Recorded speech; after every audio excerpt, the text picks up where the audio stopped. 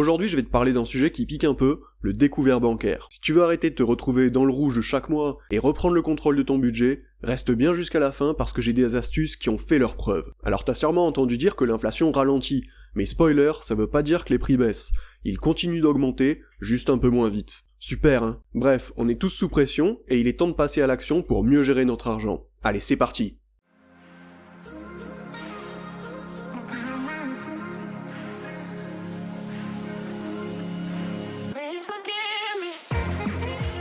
Alors pour commencer, pourquoi c'est si compliqué en ce moment? Entre l'inflation, les réformes et les augmentations de taxes, notre pouvoir d'achat y prend cher. Résultat, tout augmente, sauf ton salaire. Alors il va falloir s'adapter. Il y a des dépenses qu'on peut optimiser facilement, par exemple pour chauffer ma maison, j'ai opté pour un chauffage au bois, alors ça demande un peu plus d'efforts, mais au final c'est super économique. Et là j'ai une petite anecdote.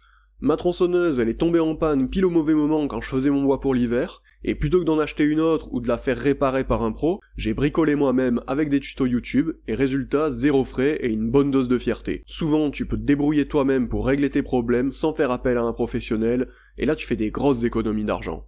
Il y a aussi un phénomène qui impacte beaucoup nos finances. On est entouré de trucs qui cassent pour qu'on en rachète. Mais il y a des alternatives bien plus durables. Par exemple, les vieux appareils électroménagers des années 80, c'est vraiment du costaud. Mon dernier mixeur moderne, il a tenu 2 ans, et celui de ma grand-mère, il fonctionne encore.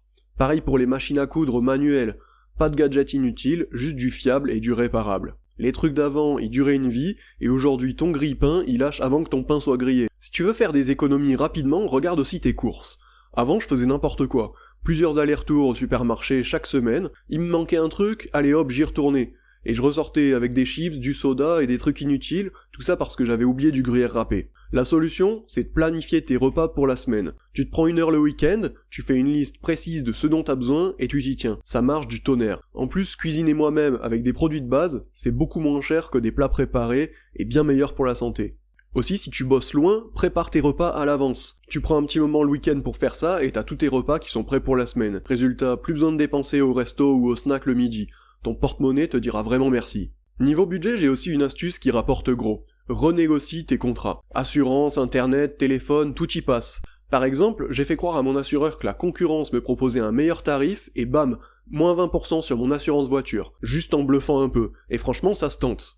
Pour internet, si t'es bien couvert par la 4G, tu peux carrément virer ta box. Moi ça m'a fait économiser 40 € par mois, alors oui ça demande un peu d'organisation, mais sur l'année c'est un sacré pactole. Faut dire aussi qu'on vit à une époque où on a accès à tout le savoir technique sur internet. Sérieux, tu peux apprendre à réparer une machine, rénover une pièce ou bricoler juste avec des tutos. Les artisans c'est bien, mais ça coûte vraiment cher.